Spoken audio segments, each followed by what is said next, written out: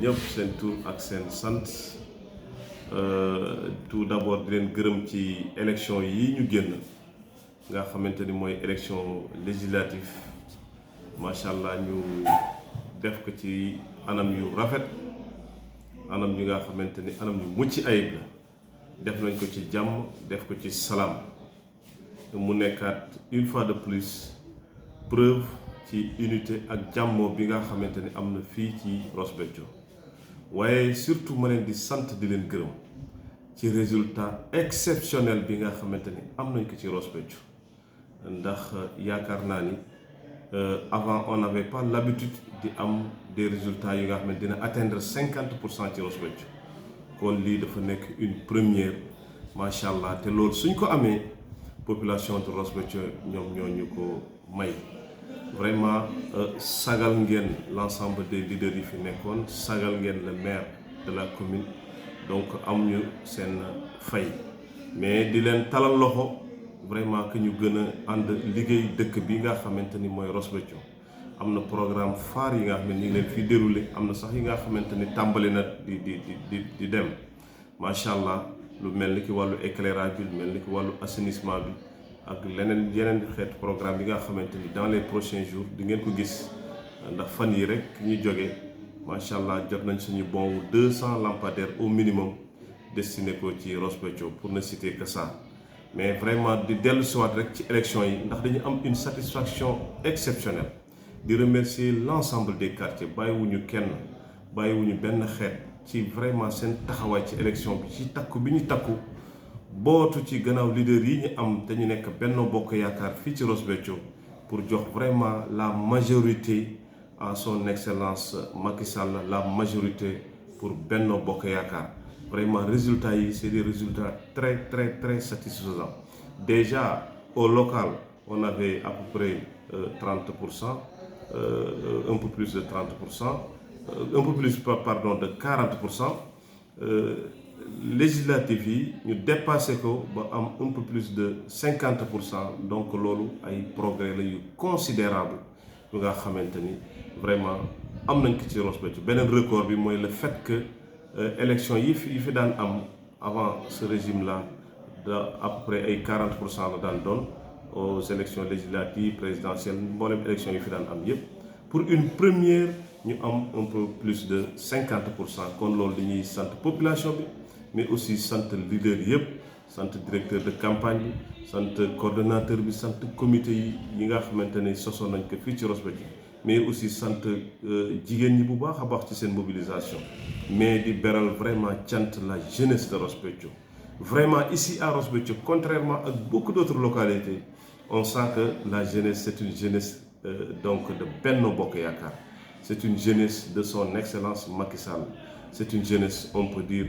républicaine. C'est une jeunesse qui sait prendre les décisions chaque fois que de besoin. Et ils ont porté leur choix sur Benno Bokk Yaakaar et ils nous ont vraiment aidés à avoir cette majorité vraiment de plus de 50% de l'électorat de la commune de Ross Béthio kon dañ leen di sant di leen gërëm bu baax a baax te di leen jox rendez-vous dans les prochains jours incha allah. mu mel ne coow li bari. Effectivement parce que majorité dañ naan 50% et plus tey fi tey résultat yi ñu am ci Ross Béthio bu doon élection présidentielle mën nañ ni vraiment ki fi sàkku pour ñu fal ko ci président Ross Béthio jox na ko donc macha allah résultat la bu nga xamante ni c'est plus que satisfaisant. perspective fii ci Ross Béthio mooy perspective de développement rek placer Ross Béthio au cœur du développement du Nord. Vraiment fexe ba Ross Béthio lépp lu mu amoon ci potentialité dormante ñu yee ko de sorte que rôle am bi nga xamante ni daf ko war contribuer sur le développement du pays surtout en matière agricole vraiment ñu daal di ko mettre en place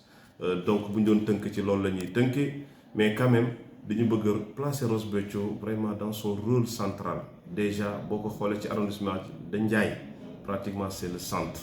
Tout converge vers Ross Béthio muy wàllu transport muy wàllu commerce muy wàllu agriculture tout passe par Ross Béthio loolu tax na sax ba dans nos programmes am na lu ci bokkoon te commencé nañ ko déjà